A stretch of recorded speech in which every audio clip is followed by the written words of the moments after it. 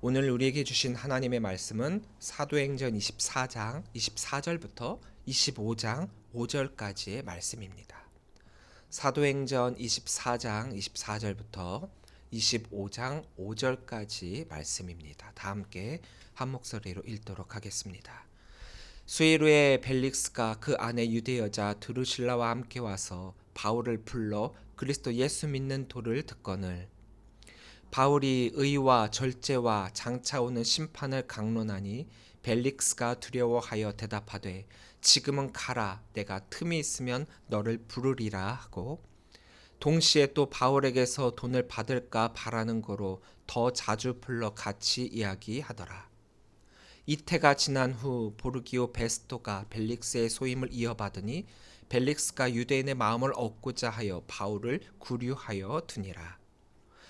베스토가 부임한 지 3일 후에 가이사랴에서 예루살렘으로 올라가니 대제사장들과 유대인 중 높은 사람들이 바울을 고소할세 베스토의 호의로 바울을 예루살렘으로 옮기기를 청하니 이는 길에 매복하였다가 그를 죽이고자 함이더라. 베스토가 대답하여 바울이 가이사랴에 구류된 것과 자기도 멀지 않아 떠나갈 것을 말하고 또 이르되 너희 중 유력한 자들은 나와 함께 내려가서 그 사람에게 만일 옳지 아니한 일이 있거든 고발하라 하니라. 아멘. 할렐루야. 오늘도 주의 전을 차신 우리 귀한 주님의 성도님들을 주의 이름으로 사랑하고 축복합니다. 우리 옆에 계신 분들과 인사 나누겠습니다. 사랑합니다. 축복합니다. 사랑합니다. 축복합니다. 우리가 일상생활에서 가장 많이 사용하는 단어를 꼽으라라고 한다면 이 단어가 그 안에 꼭 들어가게 돼요. 무슨 말이냐?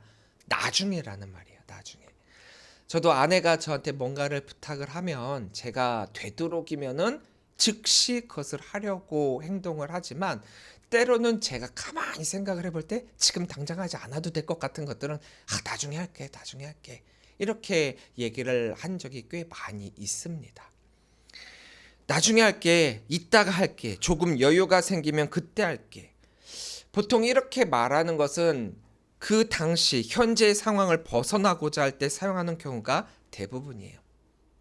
우리가 연초가 되면 항상 결심하는 게 있죠. 뭔가를 해야 되겠다 결심해요. 근데 우리는 그것을 빗대어서 작심삼일이다 이야기를 합니다. 결심은 하는데 3일을 넘어가지 않는데요. 이 작심삼일이라는 말이 생긴 이유 역시도 여기에서 크게 벗어나지 않습니다. 일단 내가 지금 해야 된다라는 사실과 타당성을 알기 때문에 결심을 합니다. 그리고 해야겠다라고 마음은 먹어요. 하지만 일단 어떠한 핑곗거리를 찾아서라도 지금 당장 하지 않아도 되는 이유를 발견을 합니다. 만들어낸다는 거죠. 그리고 자기 정당화를 합니다. 지금 당장은 하지 않아도 돼. 뭐 나중에 하면 되지. 해야 되는 건 알겠는데 뭐 지금은 안 하고 조금 더 있다 나중에 해야 되겠다. 작심삼일은 이렇게 생깁니다. 그리고 우리는 이것을 또 다른 말로 나태다라고 이야기를 해요. 나태는 마땅히 해야 할 일을 알면서도 의지적으로 미루거나 회피하는 태도를 말합니다. 정말 어쩔 수 없이 그럴 수밖에 없는 상황에서 미뤄야 하는 것을 나태다라고 이야기하지 않아요. 그러니까 내가 피곤해갖고 정말 힘들어갖고 못한다거나 또 아파가지고 멈추는 것과는 다르다라는 거죠. 나태라는 말을 사용하게 될 때는 여기에는 의지적 나의 선택이 반드시 포함이 됩니다. 그러니까 할 수 있음에도 불구하고 해야 함을 알면서도 하지 않기로 내가 선택했다라는 거예요. 근데 아파서 못하는 건 내가 선택한 게 아니잖아요. 아픈데 어떻게 그렇게 합니까? 불가항력적인 것을 나태다라고 이야기하지 않아요. 우리는 흔히 나태를 게으르다라는 것에 비유를 하고 있는데 성경에서는 이 나태를 게으르다라고만 이야기하고 있지 않습니다. 성경에서 말하는 이 나태, 이것은 무기력함보다는 영적 태만에 가깝습니다. 그래서 성경에서 나태라는 의미로서 사용된 단어가 참 여러 가지가 있는데 아첼이다라고 하는 이 단어는 해야 할 일을 알면서도 움직이지 않는 태도를 뜻하고 있고요.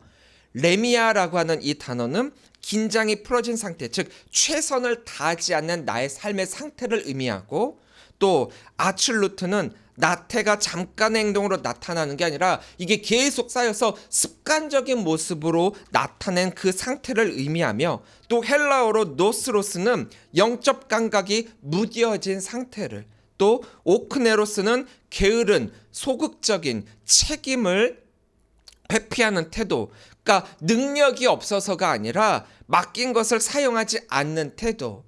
그러니까 우리가 달란트 비유를 해서 썼을 때 그 달란트를 맡겼는데 그걸 사용하지 않는 것, 그럴 때 사용되는 단어고요. 라디미아는 해이함, 태만함, 또 방종에 가까운 느슨함을 뜻하는데, 즉 마음의 긴장이 풀어져 갖고 해이해져 가지고 영적 나태를 설명할 때 사용하는 단어가 바로 이 라디미아입니다. 히브리어는 공통적으로 왜 안 하느냐라는 것에 대해서 묻고 있는다라고 한다면, 헬라어는 왜 반응하지 않느냐라고 묻고 있습니다. 그래서 성경에서 말하고 있는 이 나태는 게으른 행동 이전에 깨어있지 않는 우리의 마음 상태를, 마음의 문제를 꼬집고 있습니다. 그런데 말입니다, 이렇게 나중에라는 말이, 이러한 나태의 모습이 어느덧 우리의 모습 안에 파고 들어와 갖고 우리의 삶이, 우리의 신앙이 이 나태를 너무나도 당연하다라는 듯 받아들이고 있다라고 하는 것이 문제입니다.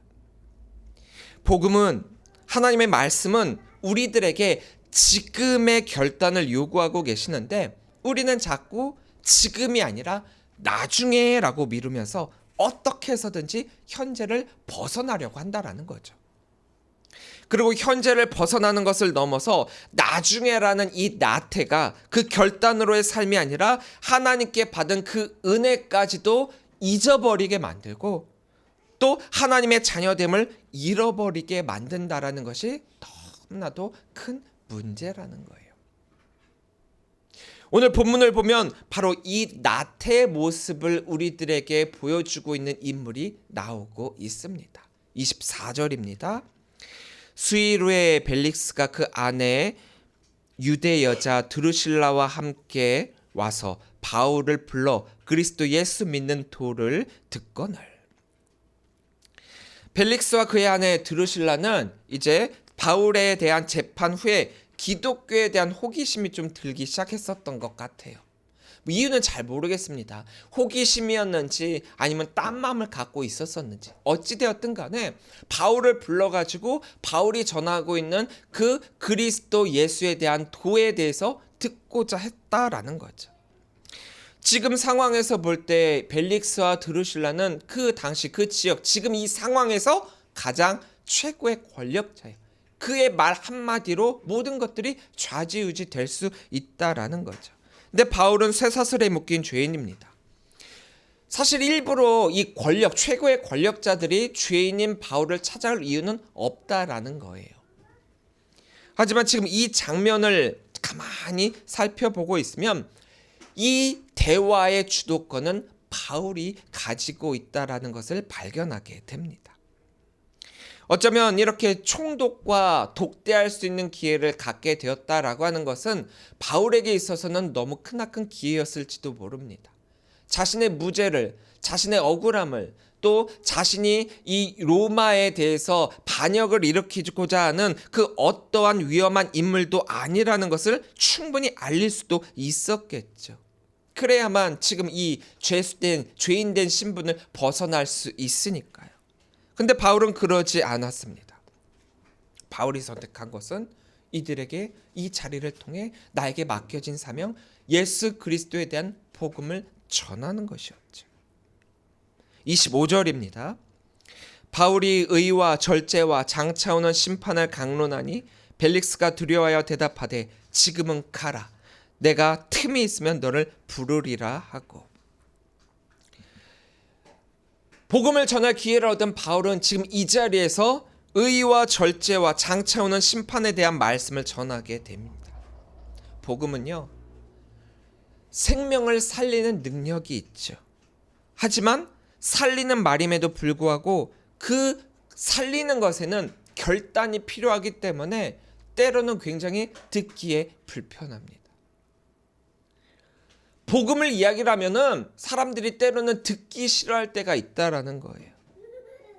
변호사 더둘로가 가진 화려한 언어를 구사하면서 벨릭스를 치장하고 높이던 말들과는 달리 지금 이 자리에서는 주제도 달라요. 언어도 달라요. 풍기는 어투도 달라요. 강조하고 있는 핵심도 다릅니다. 벨릭스를 찬양하기보다 이 복음의 이 메시지는 그 벨릭스와 드루실라를 책망하고 있다라는 거예요. 그렇기에 벨릭스와 드루실라는 이 복음을 듣기 너무나도 불편했습니다. 벨릭스는 권력을 이용해서 사리사욕을 채우던 이에요. 특히 그의 아내 드루실라를 아내로 얻기 위해 가지고 이 벨릭스는 율법에 어긋난 행동을 했습니다. 드루실라는 헤롯 아그리파 1세의 딸이자 유대인이었기 때문에 그가 남편으로 맞이하게 될 인물은 할례를 받아야만 했어요. 그랬기 때문에 할례를 받지 아니한 그 이웃 다른 사람과 결혼이 결정됐음에도 파혼을 하고 유대교로 개종하고 할례를 받았던 에메사의 아지즈 왕과 이미 결혼을 했습니다. 지금 유부녀라는 거예요. 근데 후에 총독으로 부임한 벨릭스가 이 드루실라의 아름다움에 반해가지고 매혹이 되어가지고 구브로 출신의 유대인 마술사 아토모스라고 하는 사람을 꼬드겨서 이 사람을 통해 가지고 이 드루실라가 자신과 결혼할 수 있는데 설득하는 것을 성공을 하게 돼요. 그래서 이 벨릭스의 세 번째 아내가 됩니다. 그러니까 유대인으로서 율법을 지키려고 했었던 그래도 드루실라였는데 이걸 파기하고 율법을 어기고 결혼을 했다라는 거죠. 그런 가운데 바울에게 그리스도의 복음을 듣고 있는데 어쩌면 굉장히 고무적인 현상일 수도 있죠. 벨릭스에게도 드루실라에게도 생명의 길로 들어서게 될 기회이기도 했습니다.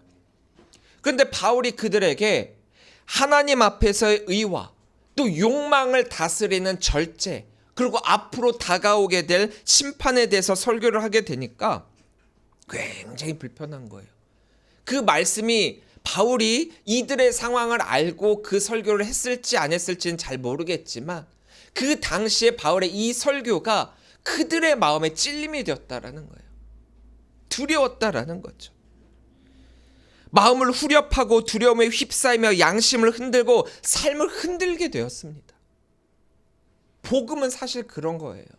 우리는 마냥 복음이 기쁜 소식, 좋은 소식, 나의 구원의 소식이다라고 여길지 모르겠지만 참된 복음은 우리가 죄됨을 지적하고 우리가 죄인됨에서 회개해야 됨을 요청하고 있기 때문에 그것을 듣는 우리는 사실 불편할 수밖에 없다라는 거죠. 이들도 바울의 이러한 설교가 익숙하지 않음을 넘어서 너무나도 불편하고 피하고 싶은 말들이었습니다. 그런데 바울의 설교는 이들을 살리는 생명의 복음의 말씀이었습니다. 다행이라면 다행이랄까? 설교를 했는데 그 설교 가운데 뭔가 불편함을 느꼈다라고 한다면 지금 나의 영적 상태를 바라볼 수 있는 너무나도 좋은 기회예요. 불편하다면 뭔가 문제가 있다라는 거거든요. 근데 사람들은 불편함을 느끼면 그것을 회피하려고 합니다. 왜 목사님이 저런 말을 하는 거지? 아니, 이 설교가 왜 나랑은 맞지 않는 이런 이야기를 하는 거지? 보통은 이런 기회가 생겼다라고 하는 것은 빨간불이기는 하지만 반대로 역설적으로 좋은 기회이기도 합니다. 왜냐? 되돌릴 수 있는 기회를 갖게 되었기 때문이에요. 대부분은 목사님의 설교를 듣고 난 이후에 성도님들이 은혜를 받았다라는 표현을 쓰는데 정말 은혜를 받았는지는 잘 모르겠어요. 왜냐? 성도님들이 표현하고 있는 그 은혜와 설교를 선포한 입장에서의 은혜는 조금 달라요. 도리어 목회자의 설교를 통해 성도들이 받아들였으면 하는 것은 은혜 받았습니다라고 하는 이 표현보다는 영적 깨달음이에요. 목회자가 조금이라도 쓴소리를 하면 그것을 듣기 싫어 목회자의 설교를 비판한다던가, 또 목사님이 나에게 타겟 설교했다고 교회 분란을 야기시키던가, 아니면은 이 교회 마음에 들지 않는다고 교회를 떠나버리는 경우가 많이 있죠. 그래서 교회 안녕을 위해, 교회 평화를 위해 많은 목사님들이 참된 복음의 설교, 마음에 찔림이 있는 설교보다는 복에 대한 설교를 많이 하게 되었습니다. 하지만 진짜 복음 설교는 우리의 마음과 양심과 삶을 흔드는 말씀입니다. 쓴소리를 하지 않아도 돼요. 사실 참된 복음의 말씀에서 목사님들이 단어 선택을 고를 필요도 없습니다. 있는 그대로만 선포를 하게 되면은 그 누군가에게는 찔림이 될 수도 있는 거예요. 누군가에는 은혜가 되는 말씀일 수 있는 거예요. 누군가에는 결단을 촉구하는 깨달음이 될 수도 있는 거예요. 깨닫게 됐다라고 하는 것은 굉장히 고무적이고 긍정적 신호입니다. 근데 문제는 이 다음부터예요. 깨닫긴 깨달았습니다. 하지만 그 두려움으로 깨닫게 된 그 깨달음이 결단으로까지 이어지지 않았다라는 게 문제라는 거죠. 지금 벨릭스가 무엇이라 이야기를 합니까? 지금은 가라. 바울의 말을 듣고 거기서 결단을 해야 되는데 지금은 가라. 나중에 부르겠다. 틈이 나면 다시 이야기하자. 나중에라는 거예요. 나중에. 우리에게 굉장히 익숙한 말씀이지 않습니까? 말씀은 은혜가 됐는데 결단은 미루는 신앙. 감동은 있는데 변화는 없는 신앙. 벨릭스가 몰랐을까요? 아닙니다. 불편하다라는 건 안다는 거예요. 깨달았다라는 거예요. 그런데 알면서도 미룬다는 것이죠. 26절입니다. 동시에 또 바울에게서 돈을 받을까 바라는 거로 더 자주 불러 같이 이야기하더라. 자, 여기에서 이 벨릭스의 본심이 드러나는 거예요.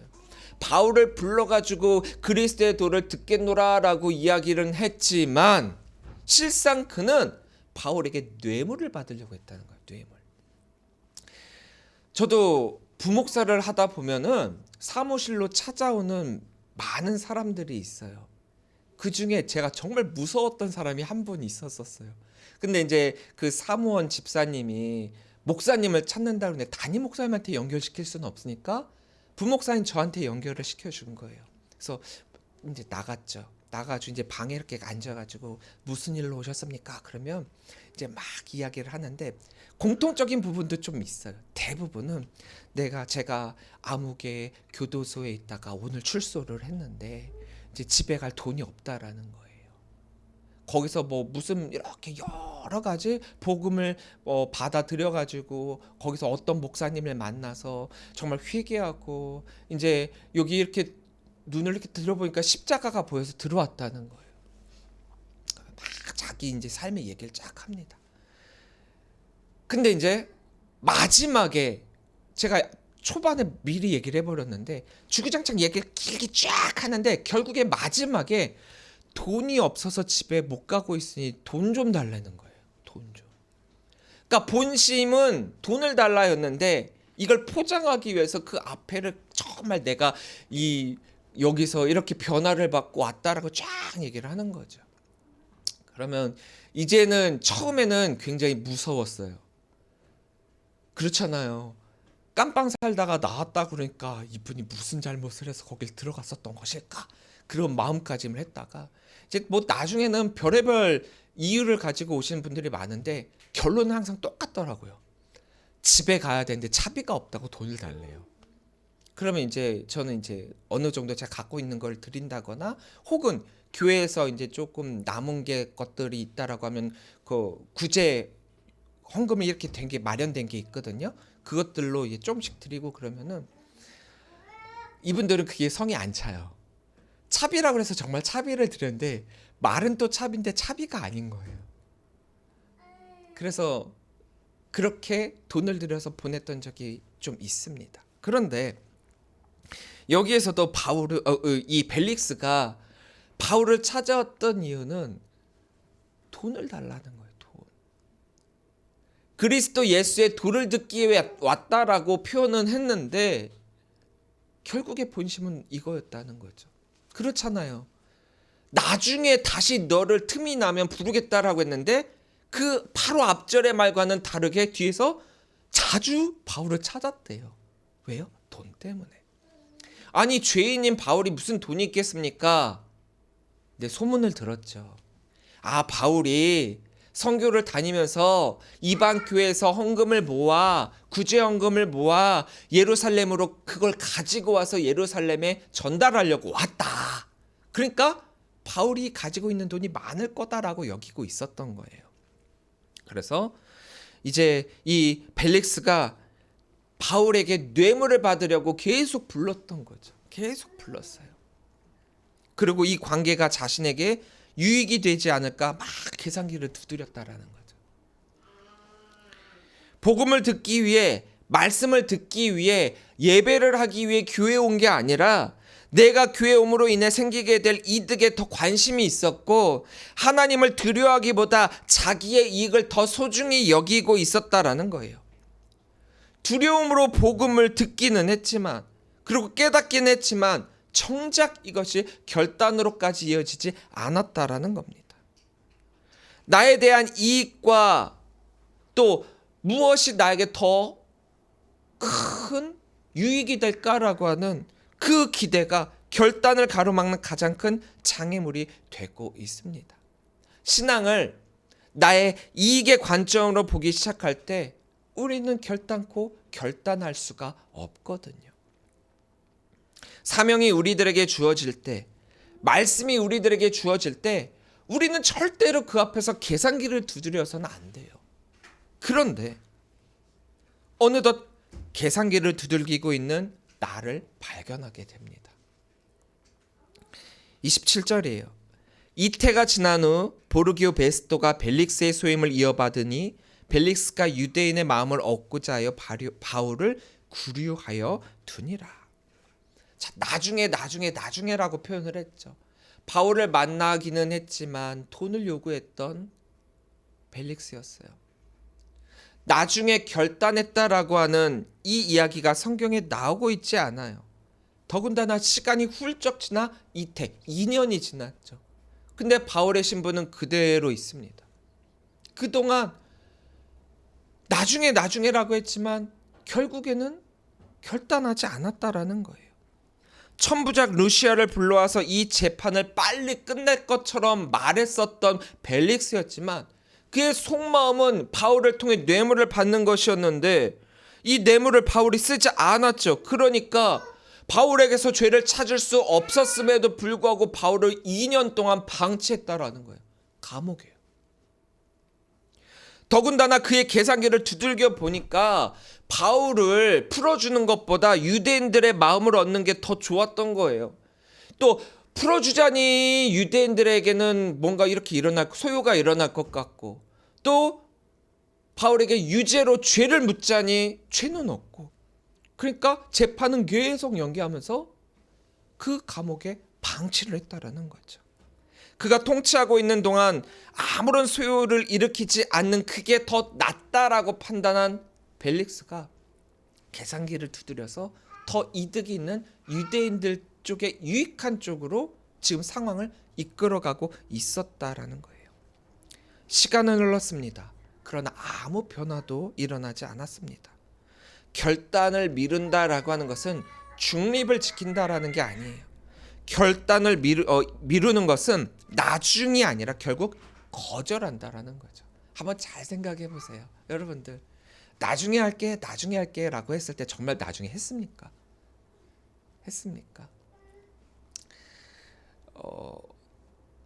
제 아내가 저보고 뭔가 정말 부탁했었던 게 하나 있었었는데 나중에 하다가 이거였어요. 이번 달 안에 할게.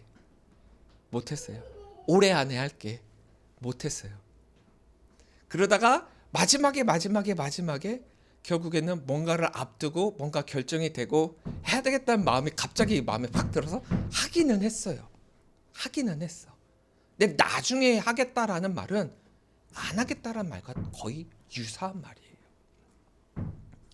우리가 신앙적으로 나중에라는 말을 많이 쓰고 있다면 정말 잘 생각해 봐야 돼요. 이 나중에라는 게 나의 영적 나태를 나타내고 있다라고 하는 것을 심각하게 고려해야 합니다. 벨릭스는 자신의 영적 나태를 깨닫는 기회는 얻었는데 그것을 결단으로 옮기지 못하고 결국 그 자리에 주저앉고 말았죠. 생명의 자리로 가지 못했습니다. 우리는 자꾸 계산기를 두드려요. 설교를 들어도 계산기를 두들기고 목사님이 오늘 나한테 어떤 멋진 말씀을 해주실까 두들기고 주일이 되어도 계산기를 두들겨요. 올해 장사를 주일날 이 시간 한 시간을 빼먹지 않고 하면 얼마를 더 벌 수 있는데 예배를 해도 계산기를 두들겨요. 지금 내 친구들은 딴 거 뭐 하고 있는데 이 재미난 시간을 내가 이 지루한 예배 시간에 앉아 있어야 되는 건가? 뭘 해도 계산기. 근데 분명한 것은요, 하나님께서 우리들에게 말씀하셨을 때 우리가 반응하지 않고 가만히 있는 것은 나중에 하겠다라고 하는 것이 아니라 결국은 거절한다라는 것을 우리는 잊지 말아야 돼요. 지금 결단하지 않으면 지금 우리가 가장 많이 사용하고 있는 나중에라고 하는 내일은 없다라는 사실입니다. 25장 1절부터 3절 말씀입니다. 베스도가 부임한 지 3일 후에 가이사랴에서 예루살렘으로 올라가니 대제사장들과 유대인 중 높은 사람들이 바울을 고소할세 베스도의 호의로 바울을 예루살렘으로 옮기기를 청하니 이는 길에 매복하였다가 그를 죽이고자 함이더라. 자, 이제 시간이 지나 이스라엘의 총독은 벨릭스에서 베스도로 바뀌게 됩니다. 그런데 유대 지도자들은 여전히 바울을 죽이려고 마음먹고 암살을 시도하고 있죠. 벨릭스 때도 그랬고 베스도 때도 그렇고. 세상 권력은 바뀝니다. 환경도 바뀝니다. 상황도 바뀝니다. 그런데 죄의 본성은 바뀌지 않아요. 그렇기 때문에 죄의 본성이 바뀌지 않는 한 복음 앞에서 결단해야 한다는 사실 역시도 변하지 않습니다. 바울은 감옥에 갇혔지만 그는 그 자신에게 주어진 사명인 복음 선포를 놓치지 않았습니다. 그렇게 쇠사슬에 묶여 있지만 그는 자유했습니다. 벨릭스는 권력을 가지고 재판장이 되었지만 복음을 듣고 미루다가 결단하지 못했습니다. 그래서 그는 결국 자유하지 못하게 되었죠. 나태에 무너졌습니다. 사랑하는 성도 여러분, 말씀을 듣고 두려움을 느꼈는데 그 두려움을 느끼는 것으로만 끝나지 마시길 바랍니다. 말씀을 듣고 마음의 찔림으로만 그치지 마시기 바랍니다. 말씀을 듣고 항상 은혜만 받을 수 있다면 얼마나 좋겠습니까? 그러나 마음에 찔림이 있다라고 하는 것, 그것에도 감사를 하십시오. 그것이 여러분들을 살리는 것이니까요. 감동만 받고 또 미루지 마십시오. 결국 우리는 하나님의 말씀을 듣고 해야 되는 것은 결단이라는 거예요. 지금 순종해야 합니다. 지금 돌아와야 합니다. 결단하지 않는 신앙은 결국 아무 열매도 맺지 못합니다. 성경은 우리들에게 이런 말씀을 하고 있어요. 고린도서 6장 1절부터 2절 말씀입니다. 우리가 하나님과 함께 일하는 자로서 너희를 권하노니 하나님의 은혜를 헛되이 받지 말라. 이르시되 내가 은혜 베풀 때 너에게 듣고 구원의 날에 너를 도왔다 하셨으니 보라 지금은 은혜 받을 만한 때요. 보라 지금은 구원의 날이로다. 지금이 은혜 받을 때고 지금이 구원의 날이라는 거예요. 근데 우리는 자꾸 그냥 나중에 은혜 받을게, 나중에 구원할게, 나중에 이거 할게.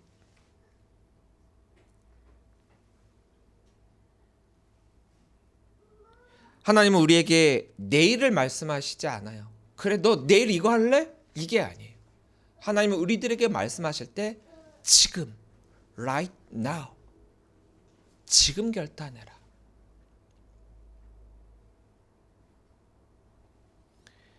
지금 이 자리에서 우리는 이 시간을 순종해야 합니다.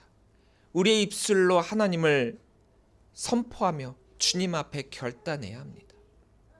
벨릭스처럼 나중에라고 말하는 것을 우리는 해야 할 것을 알고 있다라고 하는 전제가 깔려버려요. 알면서 안 한다라는 거죠. 알면서 하지 않기로 선택했다라는 거죠. 자, 알면서 안 하겠다라고 하는 것. 하나님과의 관계가 끈끈해야 되고 놓치지 말아야 되는 것을 알면서도 안 한다라는 것. 그거 가지고 어떻게 우리가 하나님의 자녀라고 말할 수 있겠습니까? 성도라면 하나님을 향한 긴장이 풀어져 해이해져 깨어 있어야 할 자리에 깨어 있지 않는다라고 하는 것과 똑같다라는 거죠. 기름을 미리 준비해야 되는 것을 알면서도 준비하지 않는다라는 것과 똑같다라는 거죠. 이것의 무서움은 눈에 띄는 죄가 아니다라고 여기니까 그 자리에 멈춰버리게 되고 또 멈추는 것으로 그치는 것이 아니라 우리의 신앙은 퇴보를 해버린다라고 하는 게 더 큰 문제라는 거죠. 말씀을 들어도 마음이 움직이지 않고 기도를 해도 형식만 남고 죄에 대한 경계심이 낮아지게 됩니다.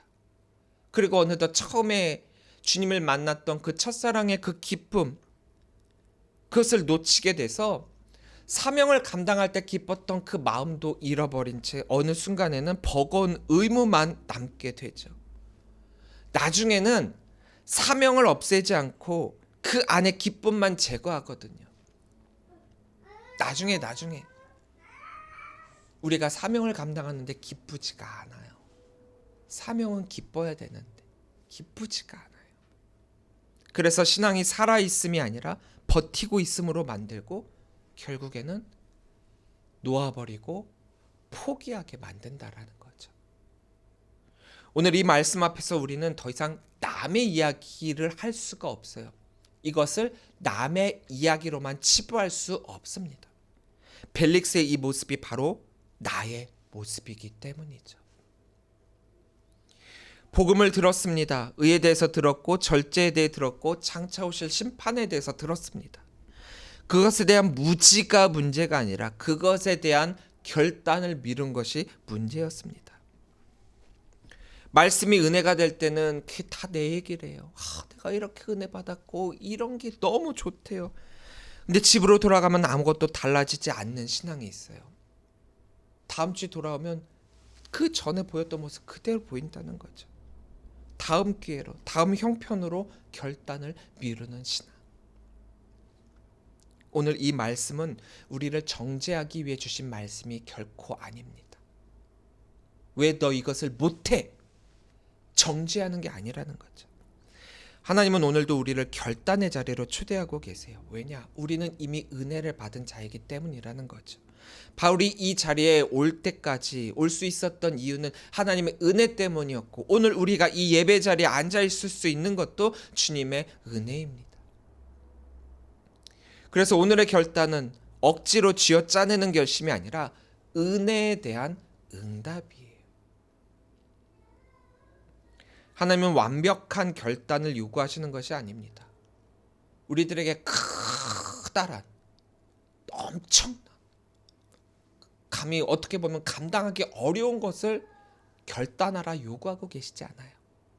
다만 지금의 진실한 한 걸음을 원하시고 계십니다. 하나님이 말씀하셨죠. 그 말씀으로 방향을 돌려 한 걸음 내딛기를 원하고 계신다는 거예요. 제가 어제 우리 지방 과정고시 시험 감독을 하고 왔습니다. 그리고 2년차 이제 올해 지방회 때 안수를 받는 장로님들에게 당부의 말씀 딱 하나만 했어요. 딱 하나.